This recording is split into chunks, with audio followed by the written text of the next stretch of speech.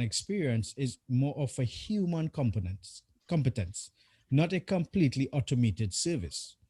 This has many facets, including competencies like empathy, listening, problem solving, etc. Now, notice these aren't skills you can teach a machine, these are human skills. So, this is why it's important to look at the at customer service in the future. Today, we will hear about the potential of customer services to drive business in Industry 4.2. Our industry speaker today is Pastor Rajeev Kumar, who is a very unique individual. On one hand, he takes care of pastoral duties, and on the other end of the spectrum, he is a customer service professional in the energy sector. He has a deep and rich experience in stakeholder management, process improvement, and quality management. With over 35 years of experience, he has managed customer expectations and services in industries like telecom, consumer, and energy. He is currently based in Melbourne, Australia, and joined us from that part of the world today. Good morning, Australia. Today, Rajeev will share with us his perspectives on customer services, customer relations, and managing customer expectations in the new age of Industry 4.0. So, Pastor Rajeev Kumar, welcome. Thank you. Okay, so I hand it over to Pastor Rajeev to share his screen, and he shall begin his presentation. All right, I'll just share my screen.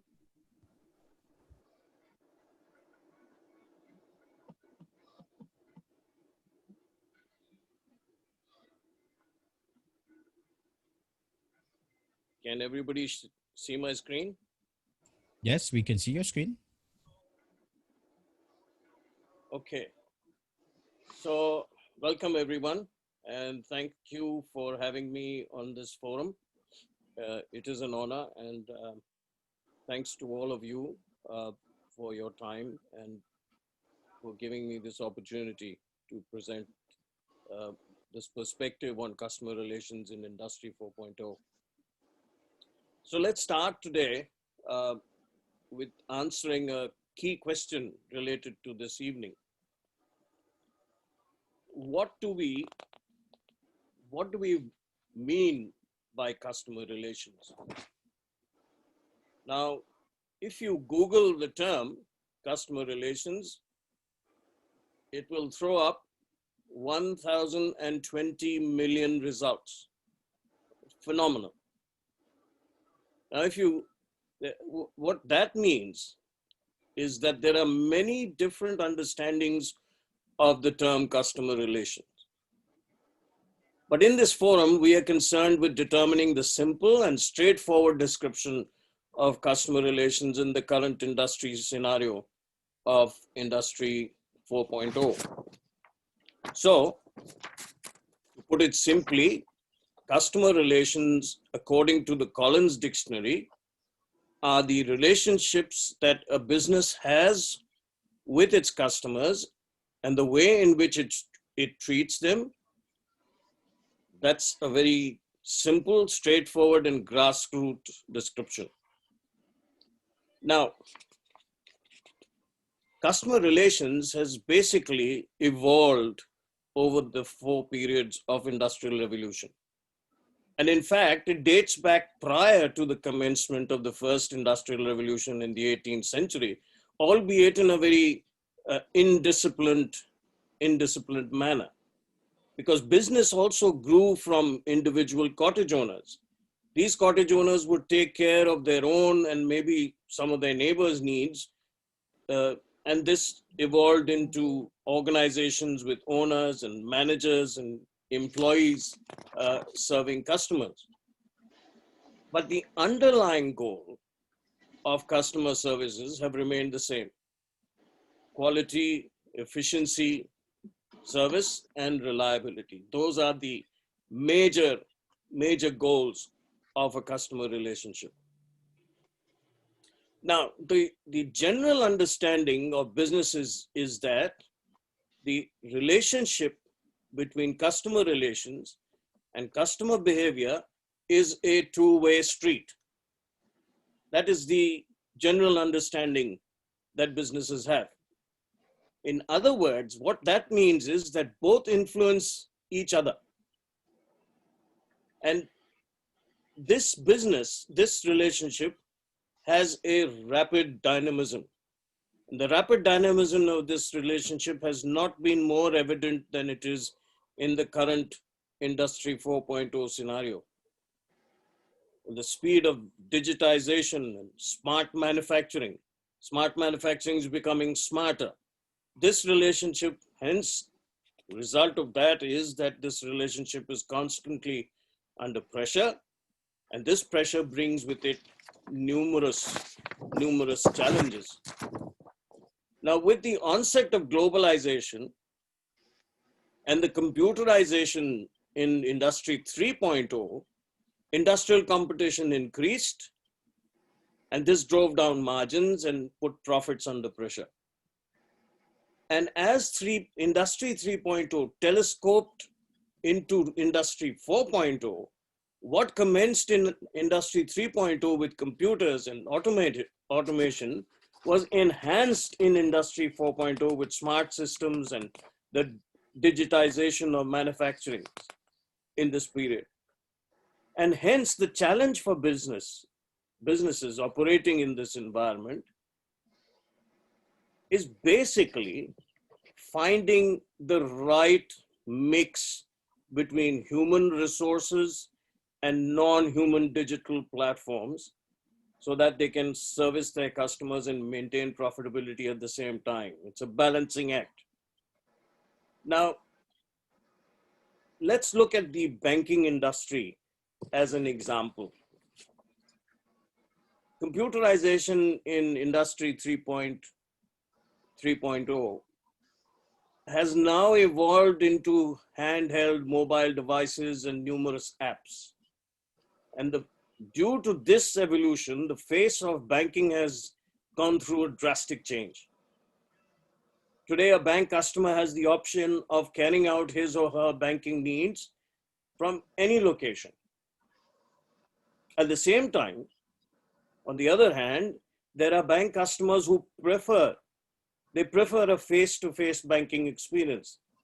For them, it's more satisfying going into a physical branch, interacting with the teller for their banking needs, socializing with other like-minded customers. And in this scenario, how does the bank deal with these two types of customers? On the one hand, they need to ensure ease of business for both these customers, while on the other hand, they need to balance their resources, both human and digital, in order to sustain their business. And in order to do this, banks need to rely on complex data systems. These systems analyze geographical demographics. They analyze customer profiles, saving habits, and other data required for policy and procedural decision-making.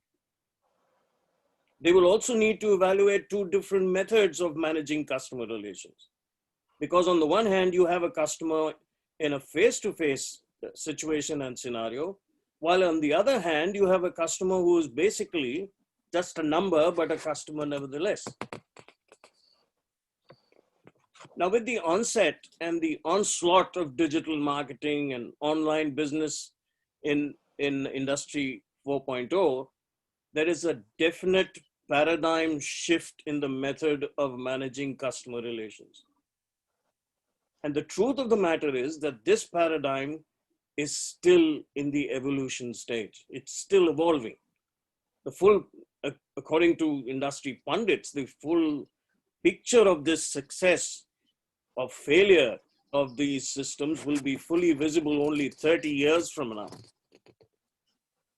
Having said that, customer relations in Industry 4.0 are an extremely complex phenomenon. And due to its complexity, it carries with it numerous challenges. And these challenges are not just for businesses, but they are for customers also. What are these challenges that customers face? The challenge for customers is to embrace and keep pace with the rapidly changing technology. They have to adopt new processes. They need to align with non-human services. As more and more businesses adopt new technologies, they have to adapt themselves to these changing face of technology here.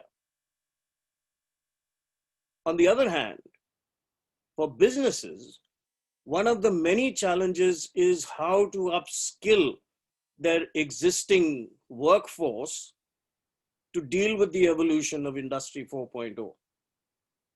They need to upskill their workforce to take on new responsibilities. That's one part. But the other part is that they need to also then recruit new employees with the right skills and the right knowledge and to deal with the challenges of Industry 4.0. And this is an area where I understand Whiteboard Labs is positioned, where they train workers and potential workers in Industry 4.0 business competencies. And they bridge the gap between the changing manpower needs of industries and its supply. Now, there's also been an evolution in the telecommunications sector. And this evolution has also added to the changing face of customer relations. Due to this evolution, the world has become what you might call a global marketplace. It's become a global marketplace for a customer.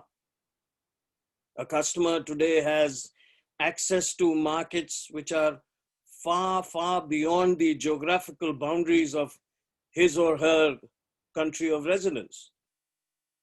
And this means that the customer has ample options to choose from. There are technological advancements in Industry 4.0 in supply chain management, and these advancements have also contributed to these options.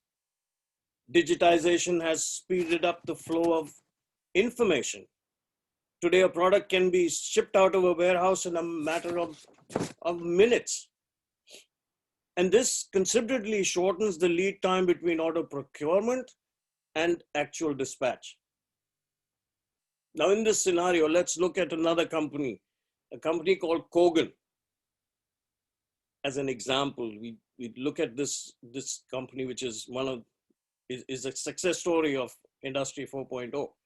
This company exclusively operates online, and it caters to a wide range of products. It was established in 2006 by Russell and Kogan, and he established it in his parents' garage with a website. And he offered LCD TVs assembled for him in Chinese factories with the brand name Kogan. By 2011, Kogan began shipping its products from their Hong Kong-based operations. They started up a warehouse operation in Hong Kong. And there, in addition to Kogan branded products, the company also began selling branded products like Apple, Samsung, and Canon, and Nikon, and Motorola, just to name a few. Their modus operandi was they had bypassed distributors, they had bypassed wholesalers, they had bypassed retailers, and due to this, Kogan was able to keep their prices competitive. And then in addition to this, they had a 5 business day delivery guarantee. And with all this put together, this whole package, their market share grew by leaps and bounds. Today, Kogan has expanded its product line to high definition LED and LCD televisions, Blu-ray players, and a range of home appliances like coffee machines and slow cookers, as well as Xbox and PlayStations and tablets and laptops and home theater, and you name it, they have it. Kogan is one of the success stories of Industry 4.0, as I said before. It effectively and efficiently utilized digital information systems, and this kept them in touch with their customers. It kept their delivery times short, and they were able to transfer data in considerably shorter time frames. with literally no face-to-face customer interaction. It grew its customer base to 955,000 in 2017 with a revenue of $289.5 million. Today, they have crossed the 1.5 million mark as a customer base. While it is true that Industry 4.0 has opened up a world of opportunities, it has also thrown up a myriad of challenges. And these challenges have come especially in the area of customer relations. And these challenges are not just for businesses alone, but they're also for customers. While businesses have to make the conscious decision of to meet these challenges head on or risk getting left behind in the race, customers will also need to embrace the changes of Industry 4.0. Data has shown that customers to a large extent have taken on the changes and the challenges of digitization. They've embraced that change, albeit at a slower pace than the younger generation, but they have. And what needs to be recognized is that the evolving environment of Industry 4.0 will drive customer behavior. And this will in turn affect customer relations. This is an important point, and all businesses need to keep this in mind. Every business today and going into the future will have to meet these challenges, and they will have to deal with them. And here, I'm also going to call out another sector which will need to recognize and deal with the challenges of Industry 4.0 and the business and this whole scenario, and that is the business education sector. Business educators will have to strive to prepare future customer service professionals. And these professionals should be equipped to take on the challenges of Industry 4.0. The success of businesses in Industry 4.0 will depend on the availability of qualified and tech-savvy professionals. Qualified professionals. Professional education providers need to incorporate a segment of industry work experience and apprenticeships into their courses. And industry will also need to work closely with professional education providers so that both can coordinate the development of professionals so as to enhance their employability coefficient. Now, in conclusion, I would like to just say that the key to success in the still evolving Industry 4.0 will depend on how soon all incumbents are able to recognize and they're able to embrace the fast-paced changes and the challenges of this industrial revolution.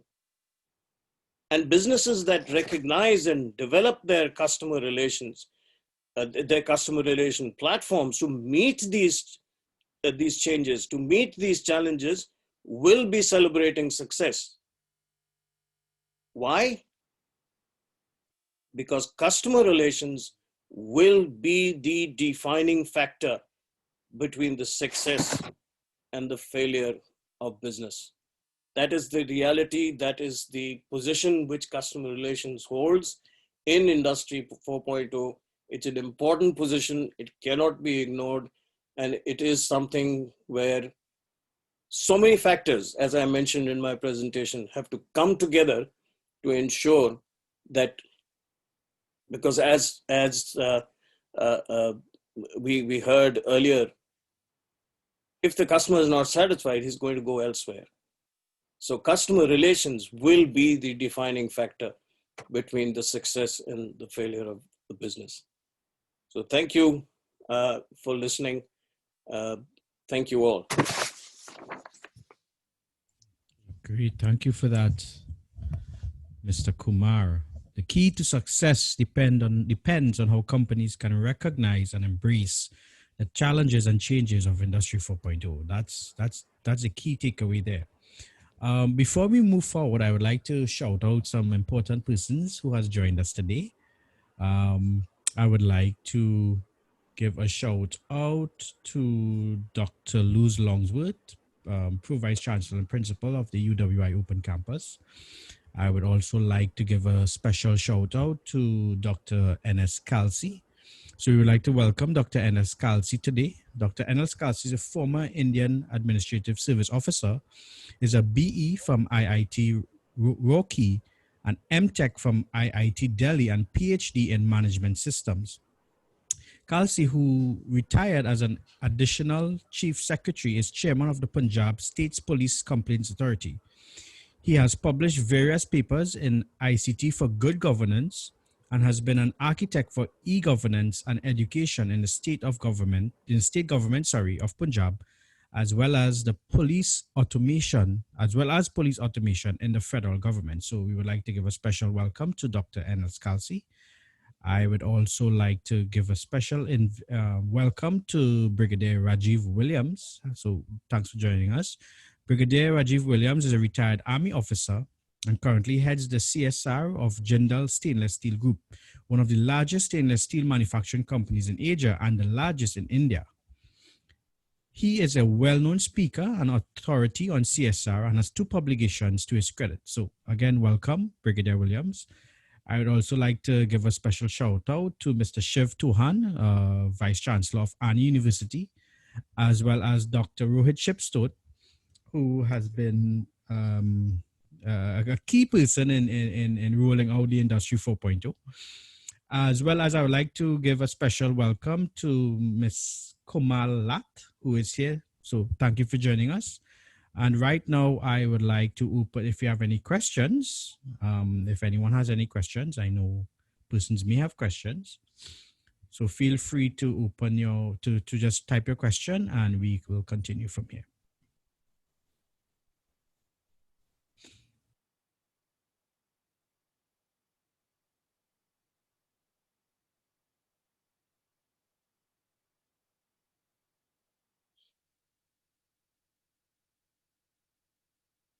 Okay, so I see we have a question from Mr. Tohan. So Mr. Tohan, if you can unmute your mic, you can go ahead. Thank you.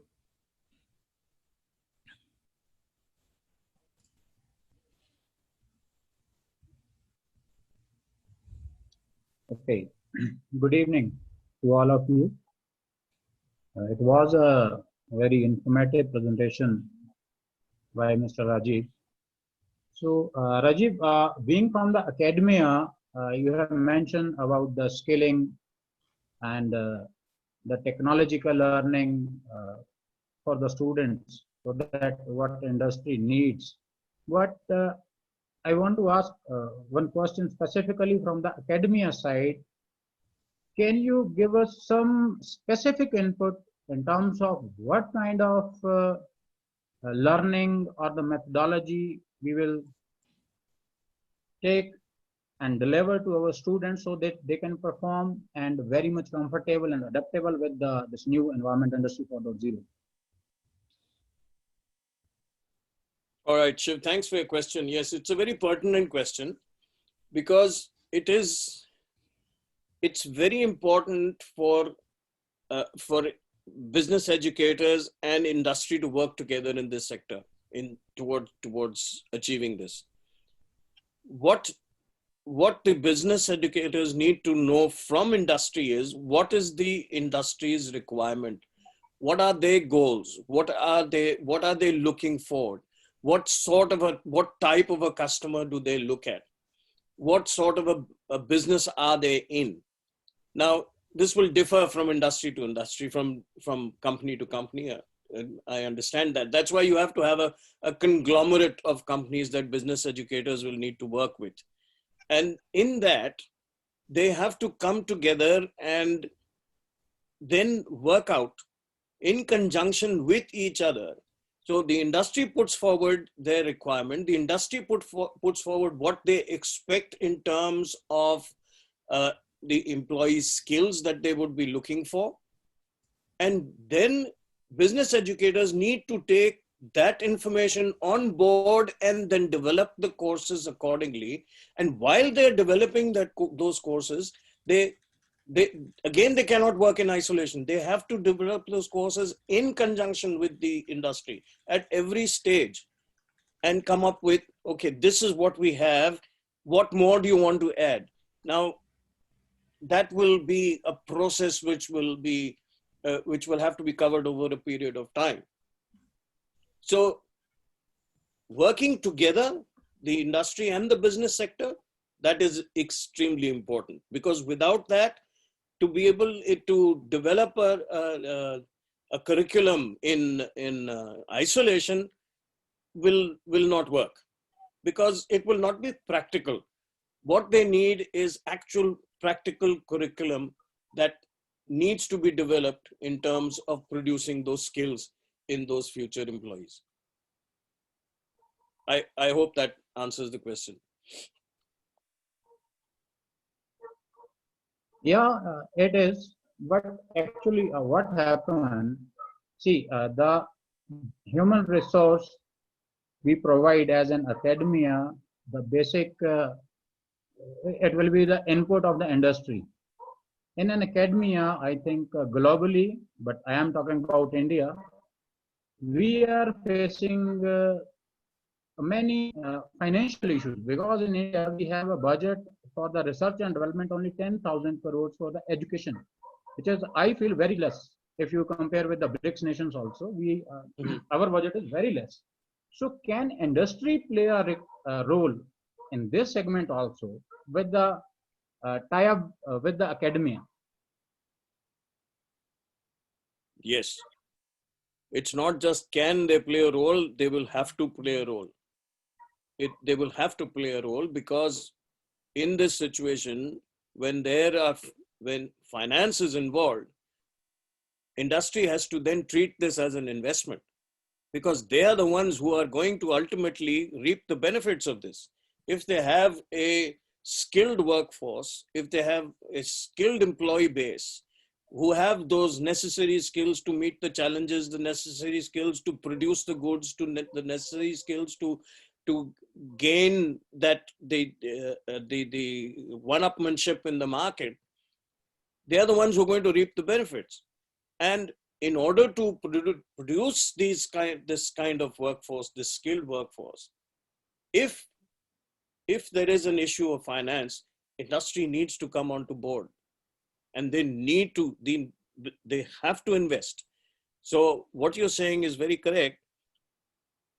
It's not that they can play a role. Yes, they can play a role. It's not just a matter of can or a matter of choice. They have to play a role if they want to reap the benefits and then stay in the game. It's very important. Yes.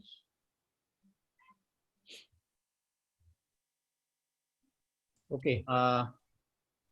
Let me ask one more thing, Riaz. Sure. Now it is not from the academia side. Customer is a customer for the private organization, even in the social sector, even in the public sector for the government. The public is also a customer. So we are in Industry 4.0. We are going to adopt this new standard of the industry. But how our policymaker, whether they are in the government or they are in the private sector, how they think and they make strategy about the customer retention, so that they satisfy their customer. That is a very crucial point, Shiv. In today's as we saw from the presentation, because the world is a global marketplace at the moment, the customer has ample choices to go anywhere, and even cross the geographical boundaries of his or her country. So with the choices that one has available today, customer retention, sort of has reached a different plane altogether. It has come to a level where it is taking precedence over so many other things.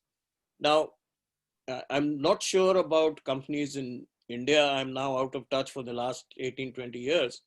But in Australia, uh, the companies that I have worked for so far, all of us, all these companies have a dedicated retention team working. And it identifies the customer when the customer is about, showing signs of jumping ship. And this is a very important, it's an important part of the business.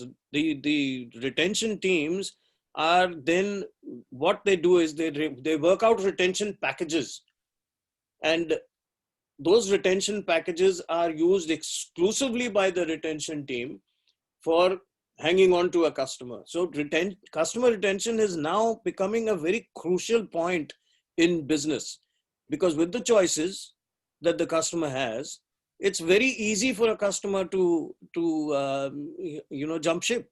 So retention is so important. And as I said, I'm not familiar with what's happening in India. You all will know better.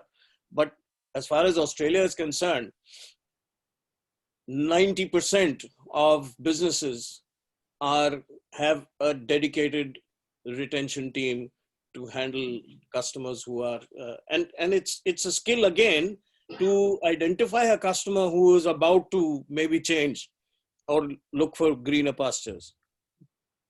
It's a sort of a, how should I call it, a cooperative game between several teams which take part in. So if you have a frontline customer service team operating, they are also trained in identifying what are the triggers, or what are the triggers that they can identify that a customer is going to leave them or look for other choices. Okay. So in industry, in this era, it is not a question. It is basically what I want to add something. What I feel in this new era with the technology like AI, your robotics, even in your blockchain, we have many software tools, CRM tools, Salesforce, for example. I think artificial intelligence can play a very, very bigger role.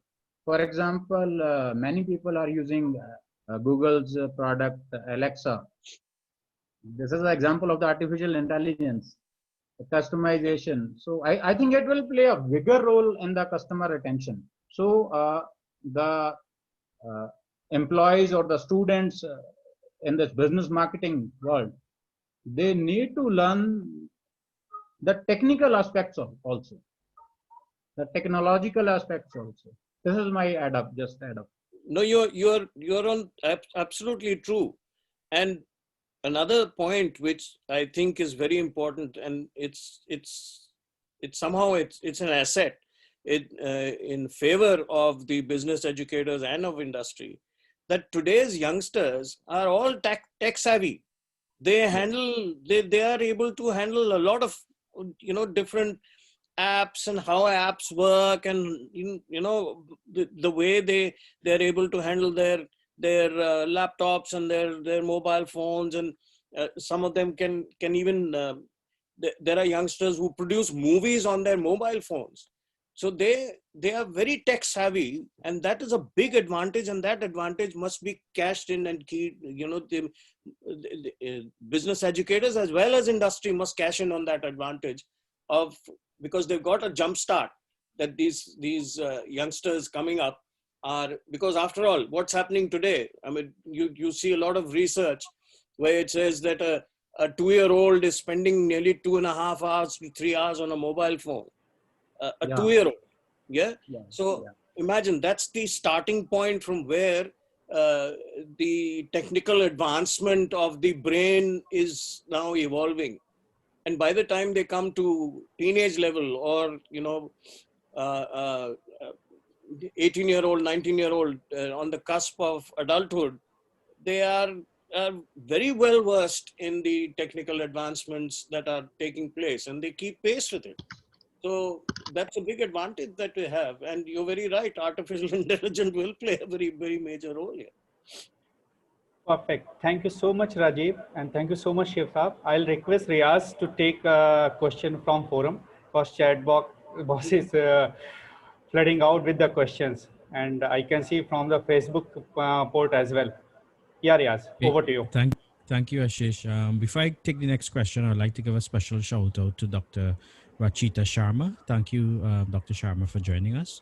So I have a question here from Akush Kumar. So Akush wants to know, in the context of, because we're discussing customer relations, customer service for the future, what type of skills an industry and business wants from their employees to properly deliver good customer service in the future? Given the entire topic of artificial intelligence in customer service, etc., what do you think is the key skills that persons would need to offer humanistic traits, more specifically, that persons will need to deliver proper customer service in the future? That's an open question, so any one of our panel members could take that.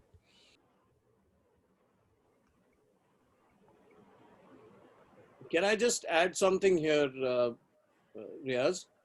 Uh, you, when you started off this forum, you mentioned something very pertinent, and I think the answer to this question lies in that information that you gave. That there are certain traits which cannot be taught, like empathy and active listening. Now, if we do not listen to the customer and empathetically listen to the customer, we will not be able to gauge the customer's mood and the pulse. Now, these two things, as you very rightly pointed out in the beginning, is something which cannot be taught. It is either, it comes by practice, and it comes by practice only when the person is actively involved in learning that skill. It's a skill that can be developed. It is a skill that is not inherent. It comes with practice and it comes with experience. And those 2 points are very important in this whole thing. I'd leave it to the other members of the forum to add to whatever I'm saying. But as a customer service professional, I find that these two skills are extremely important. The listening and empathetically listening, not just listening for the sake of listening.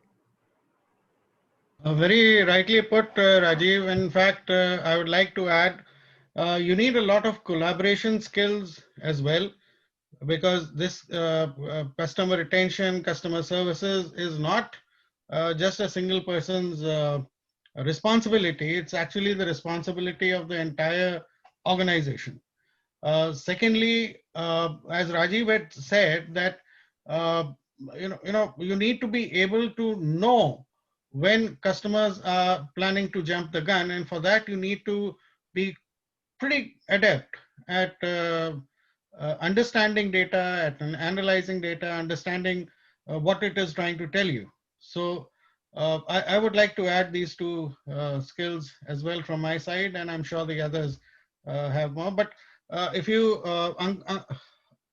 ask me, Ankush, the list is long. It's not just one thing or two things which really will make a person successful in Industry 4.0. It would be, and we don't like to call them skills, we like to call them competencies. And I'm borrowing this from Dr. Luz Longsworth's terminology, and I agree with her. These competencies are sets of competencies. It's just not just one or two things. So in fact, if you're interested to know more, Ashish can connect with you later and share with you the lists that we have. We have them industry-wise, we have them job-wise, and we love to share that with you for your information. Thank you for those responses. We have a question from, is it Krishna Aval? So Krishna, if you can unmute your mic and you can pose your question.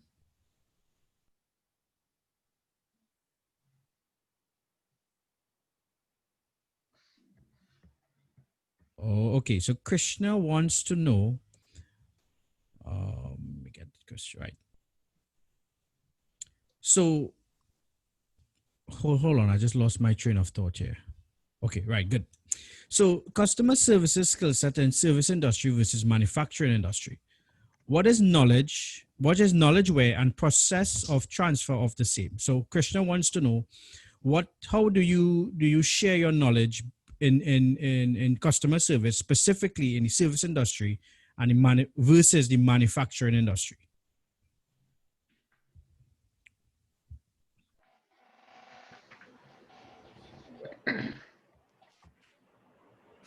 I'll request Shiv Tohan Saab just take a lead on this. I think Rajeev will answer this. All right. Okay, no, so that question was for me. I'm sorry. No, I'm so sorry. Yeah, of course. Now, going by what you want to know is basically the difference in customer service skills in the service industry as well as against the manufacturing industry. Am I right? Yes, correct. Okay. Yeah. All right. So basically, a product and a service, that the basic difference, firstly, they're both products. A service is also a product. The only difference between a product which you can hold and see and gauge is that you are able to test the product before you buy it or purchase it. Whereas as a service, you are only experience it after you have taken it on. That's the only difference. The skills to be able to maintain that service network, in the sense that your customer service professional has to have the skills that the customer service professional needs to have, basically the same. They need to know what the customer wants.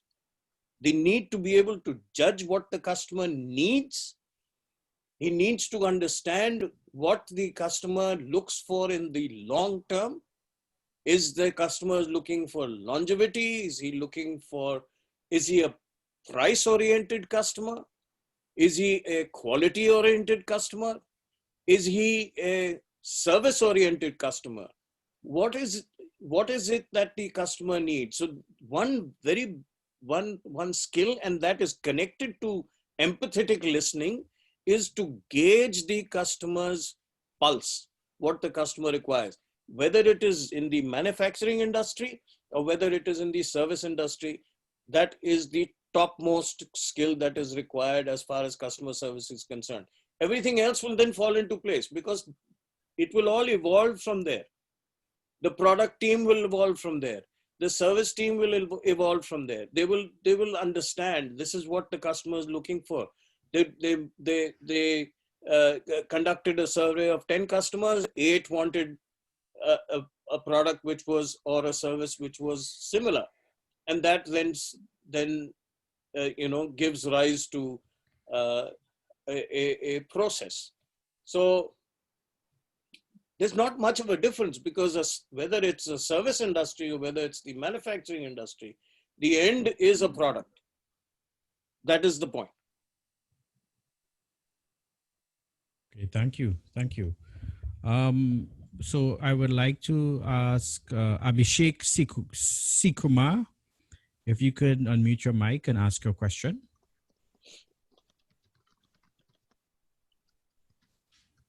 Abhishek?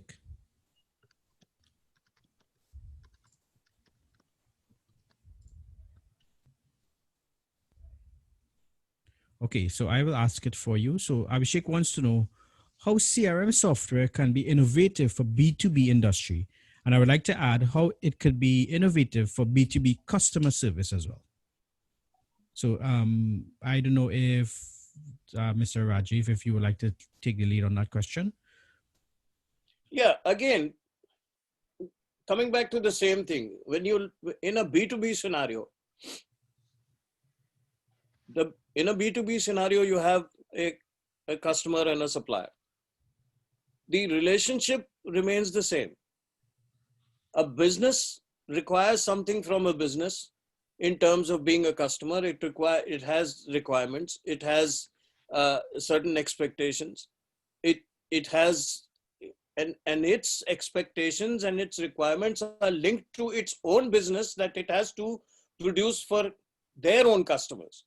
So what they are actually looking for is, this is how one business tells the other, this is what I want from you because my customers want this from me.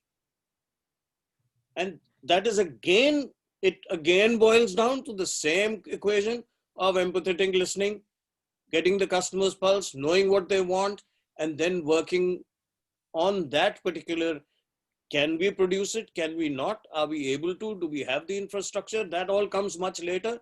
But firstly, you need to determine what you want. So even in a business to business scenario, you have a customer and you have a business.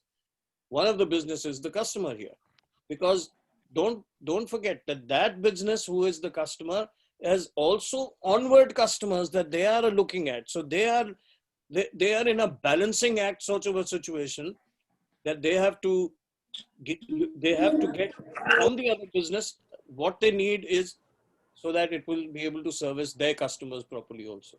I hope that sort of makes it clearer. Okay. So I would like to ask Dr. Rachita. She wants to pose a question. So you can unmute your mic and go ahead. You are on mute, Dr. Rachita.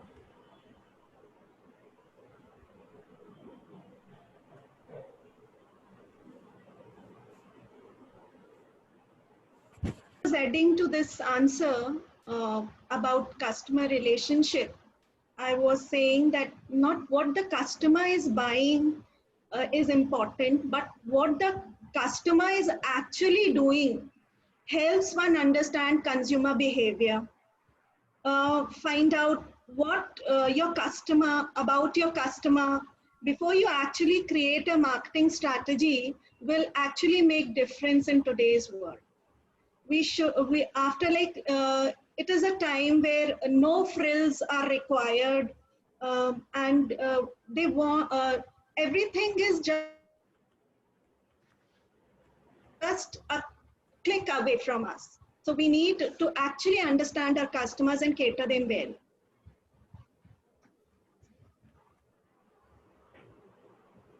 Yeah, I agree wholeheartedly with what you're saying, Doctor. But it's very important because everything is just a click away. It's easy.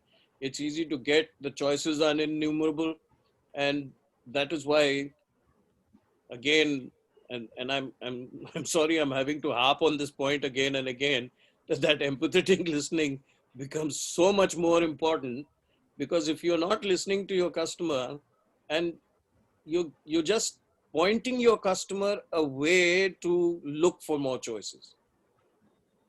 And I agree wholeheartedly with you in that when you're producing a marketing strategy, you have to understand that the customer has that many choices. That's it. Okay. So we have a next question from. Please forgive me if I'm pronouncing your name incorrectly. Is it Anubhav Bansal? So, Mr. Bansal, if you could unmute your mic and ask your question.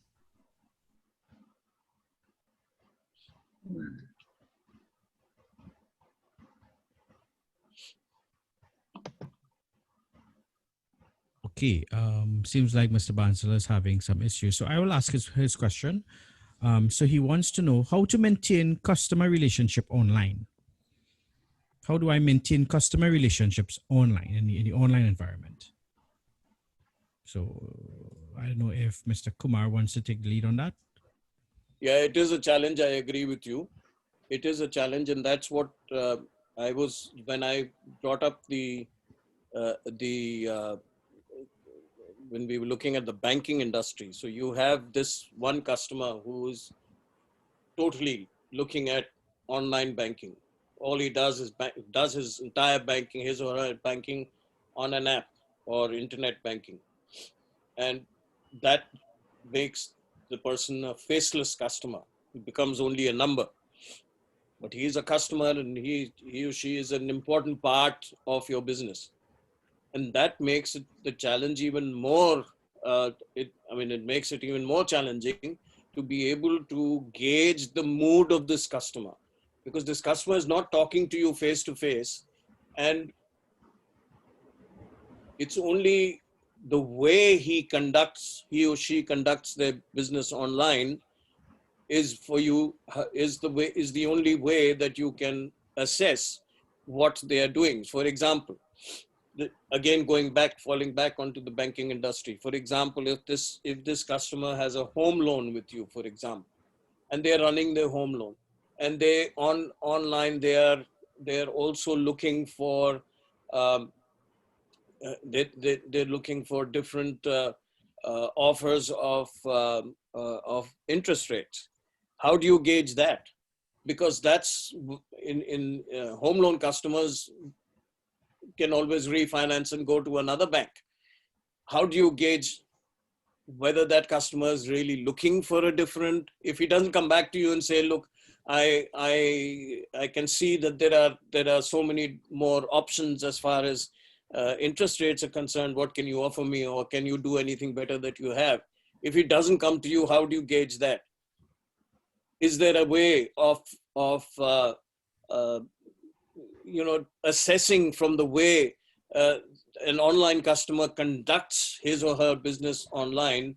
Is there a way of finding out or collecting data to gauge what that customer is thinking? Now, that is something which maybe the technical people will be able to answer better, whether there is something in the pipeline which is being developed or not.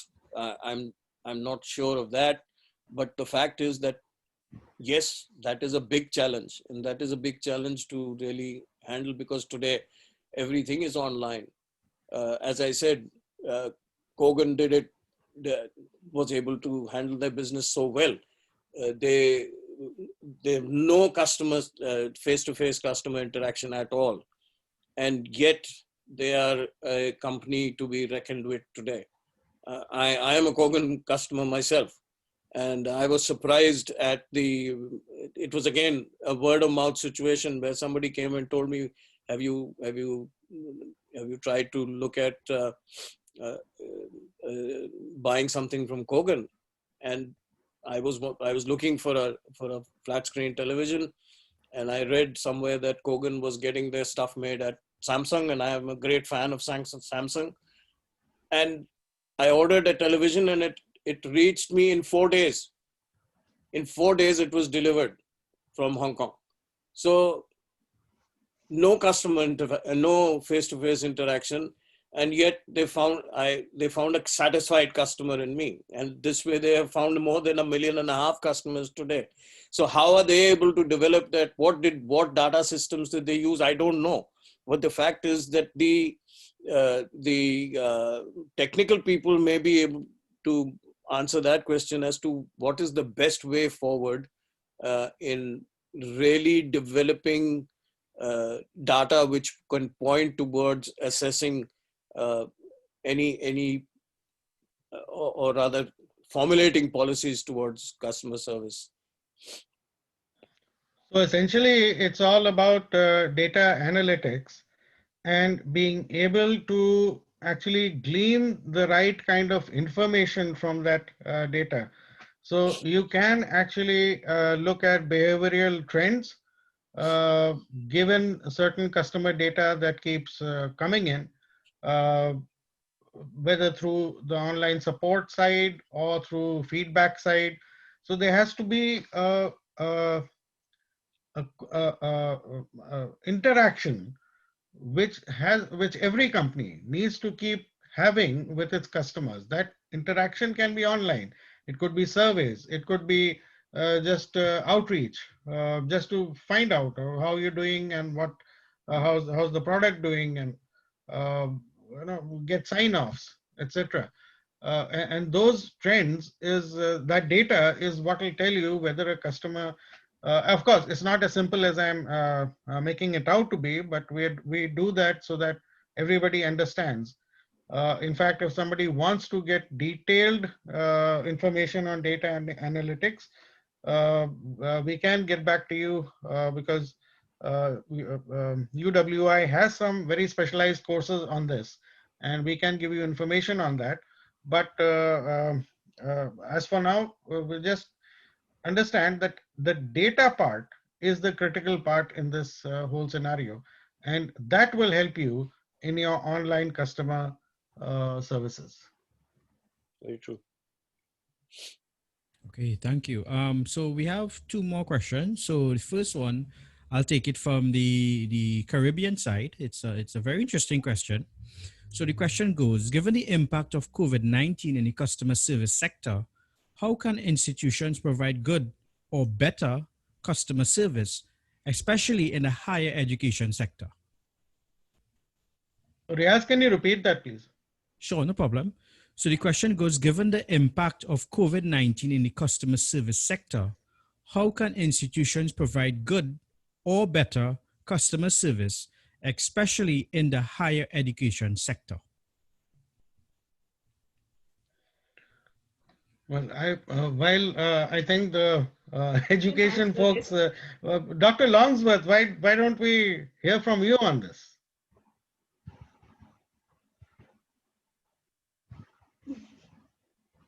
I think we need to address the challenges of accessibility, equity, quality, affordability, and accountability in today's world. After COVID-19, we have learned that we have to be more flexible with our education system. It should be a combination of both online and offline teaching. Then only India can make difference and can stand with the world. And I think it's not only India, Dr. Sharma. I think it will impact the whole world, actually, Yes. and so I totally agree with you. And at the same time, I would also like to add to that from whatever observations we have had while dealing with students and universities and colleges, is that, the uh, online teaching is a challenge. Okay. The challenge is, how do you keep the student engaged? How do you make sure that the learning is happening? And for that, I think you very aptly put it that a blended learning scenario would be the best scenario. It can't be 100% online, self-study, right? There has to be some kind of and I think a bridge between, and this is where I'm marrying this question with Rajeev's earlier um, observation. I think a bridge needs to be created between industry and academia, in the sense that if I, as a student, am being taught something today, how do I apply it in real life? Can a mentor from industry guide me? Does industry give my college projects or internships where I can actually practice what I've learned? So that blended learning approach, and I take this from the andragogy process, where I am an adult learner in the higher education. I'm not a child. I have my own mind. I have my own level, IQ. And I think as educators, one needs to reach out to that IQ, reach out to that level, and treat, create processes which address my learning requirements, my learning needs as an adult learner, rather than just a one-way instruction. I mean, that's that's not a very expert opinion, but that's an observation. Yes. If I may, I'm not sure if you're hearing me. I just want to endorse what you just said, Dr. Shipstone, as well as Dr. Sharma's intervention, that it's important that in this environment, we treat our students, and it wasn't popular to say it, but we do treat our students like they are our customers as well. And so we look at what their needs are. Part of their needs require some amount of personalization of their program.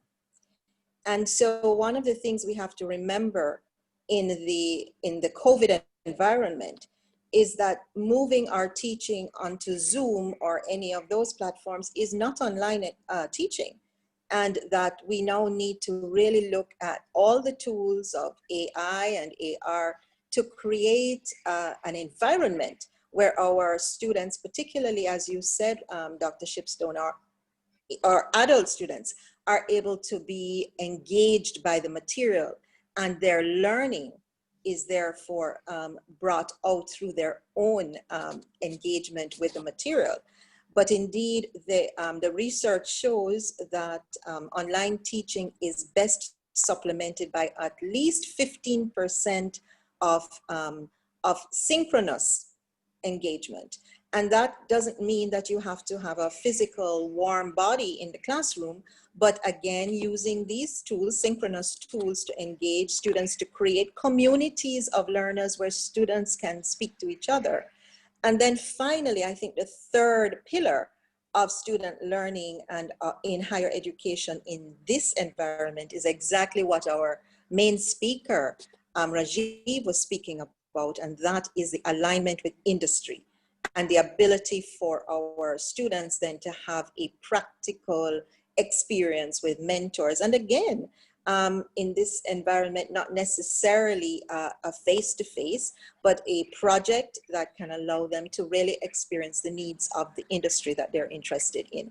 So higher education is changing rapidly, but unfortunately, some of our higher education institutions are not able or willing to recognize that the classroom has flipped.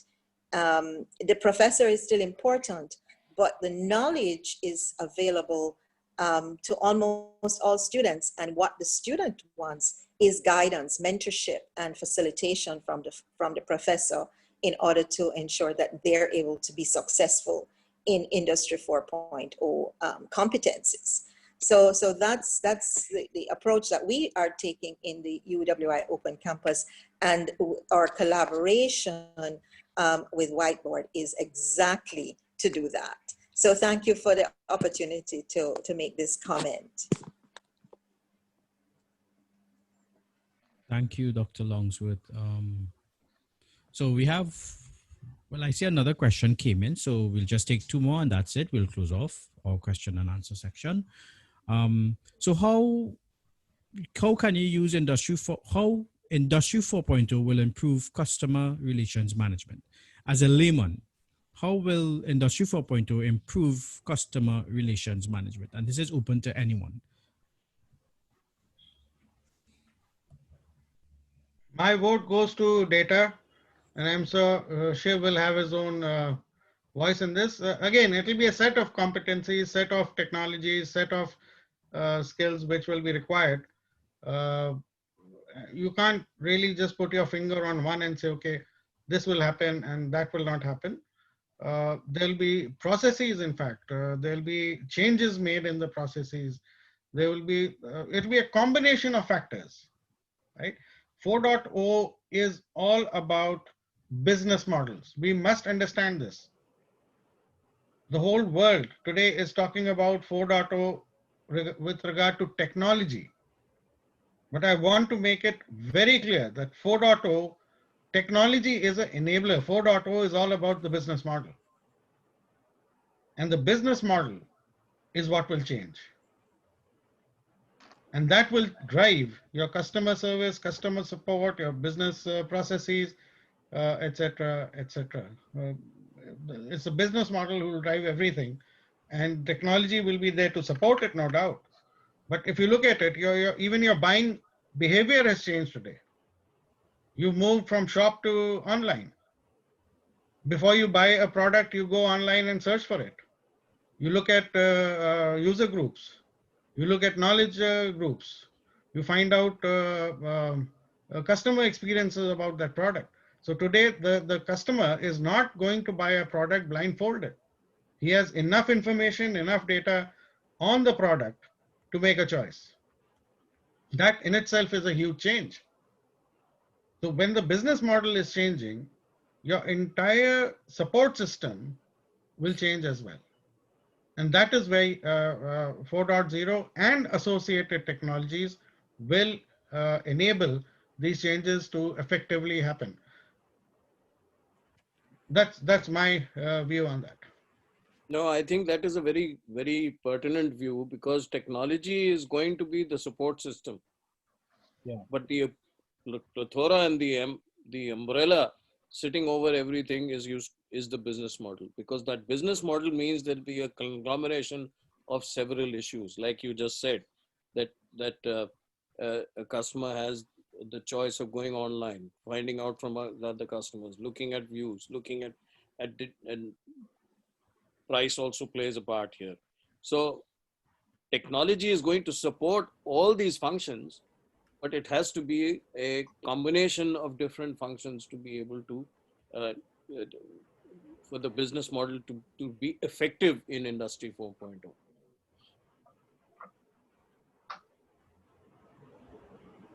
Okay, great. So now I would like to hand over to Whiteboard Labs for the reward and recognition part of our WebJam to announce the winners of last week's web hack. Yeah. Riaz, before that, I'll just jump in a bit. There's a very interesting question, and I'm going to read it, which says that every second company is trying to map online education sector. Should companies focus on developing unique ideas or proper business model to roll out existing products? Uniqueness matters or business model post COVID-19?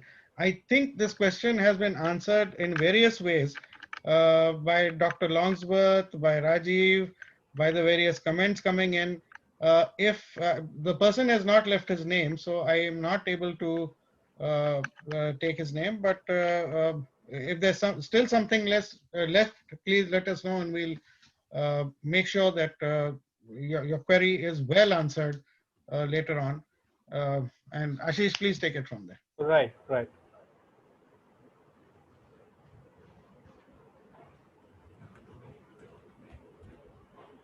Yeah, Riaz, over to you, and you're on mute. Yes, so we would like to hand it over for the reward and recognition part of this WebJam to announce the winners of last week's web hack. A very good evening to all.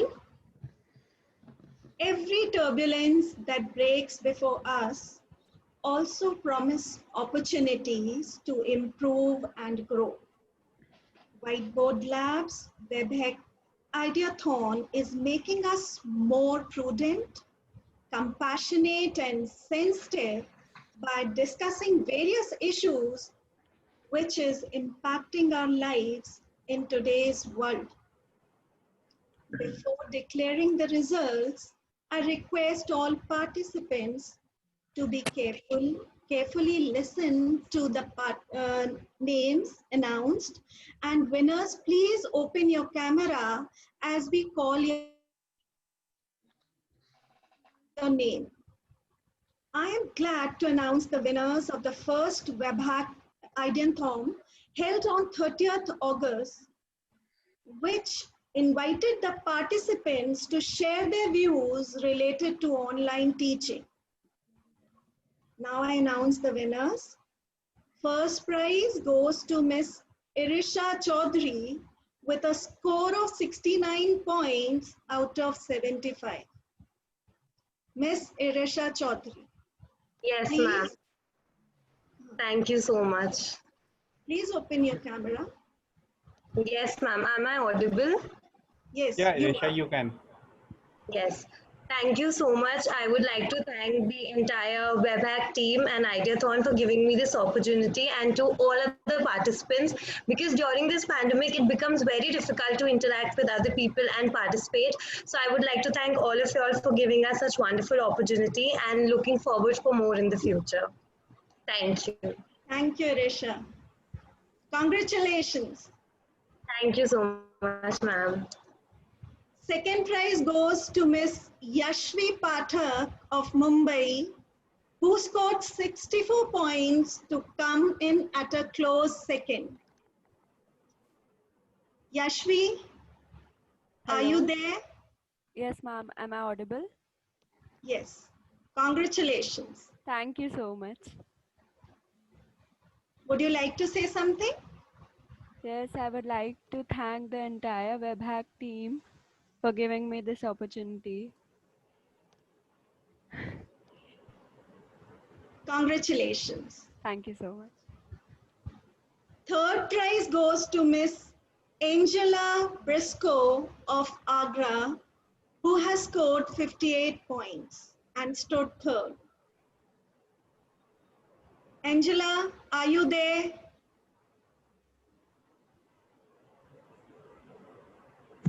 Yeah. Am I audible, ma'am? Yes. Yes, you are. Thank you, ma'am. Thank you for this opportunity, ma'am. It is a great. Congratulations. Thank you, ma'am. Thank you so much. And I would like to thank everyone who was in the jury, who judged, and thanks for this great opportunity that we have got. And I am waiting to see more intriguing web hack sessions, and we'll be definitely their participants in that session, and surely we'll try and gain some more knowledge. So thank you, ma'am, once again, and thank you to one and all. And I would request all the participants to kindly take interest in this web hack sessions, and more such web hack sessions which will be arranged, because it is a great platform. So that's all I would like to say. Thank you, ma'am. Thank you. Thank you. Whiteboard Labs and WebHack Ideathon would like to cordially thank all the participants of the contest for their overwhelming response. Thank you again. And I would like to make a special, I would like to say a special thank you to our young team of management trainees who by themselves have conceived this and implemented it. So it was truly initiative which was created by the youth for the youth. And I think that was, and we are going to carry it on for the rest of the year. It will come on every fortnight. All students are welcome to apply. And being that this was the first, Ideathon, and these are the first winners, I think, Ashish, we should honor them also by uh, uh, giving them one course free of cost on the portal, right? Sure. Sure. So one competency course free of cost goes to them. You can send them a mail, Right. with whatever else you're giving them, right? Perfect. So congratulations, Irisha, Yashvi, Aisha. Thank you so very much, and congratulations. Yeah, Riaz, over to you. Okay, thank you, Ashish, and congratulations to the winners again. It's good to see young ladies in tech. That's something that has been in discussions for a long while. So it's good to see that the young ladies in India has been really, taking the lead in terms of technology. So I would like to hand over to Mr. Shiv Tohan, who will give our vote of thanks and any closing remarks. So, Mr. Shiv, over to you. Thank you, Riaz. Many congratulations to the winners. It was great to see. And I would like to thank our speaker, Rajeev Kumar. He have given a very valuable information on the customer relationship. I am very much thankful to Dr. N.S. Kalsi, a former IS officer. And I would like to thank to Brigadier Rajeev Williams. I would like to thank Dr. Longsworth from the University of West Indies, and also Dr. Rohit Shipstone, who is the pillar of this conversation. And I would like to thank Dr. Rachita also. And I would like to thank the entire team of Arni, UWI, and Whiteboard Labs. So it will be a very informative session, and we are welcoming the opportunities in the Industry 4.0, and we are trying to educate, train the people globally. Many thanks. Over to you. Thank you. Thank you so much, Shiv Saab. Yeah, Riaz. Yes, thank you. So I would like to thank everyone for joining us today. I believe our next web jam will be on communication in Industry 4.0. Yes. Ashish, if you could correct me, that will be on the 20th of September. Yes, yes. And we will be joined by our very own Dr. Susan Owen from the University of the West Indies. So we look forward to that. Again, I would like to thank Mr. Kumar and everyone, our presenter, Mr. Kumar, for disseminating that important knowledge in terms of customer service for the future. So I would like to thank everyone, and I would like to also thank the audience from the Caribbean on our Facebook page. Thanks for the questions. Thank everyone for the questions, and have a good evening for those in India, and have a good day to those in the Caribbean. Okay, bye everybody, and have a good day. Thank you. Bye-bye. Good night.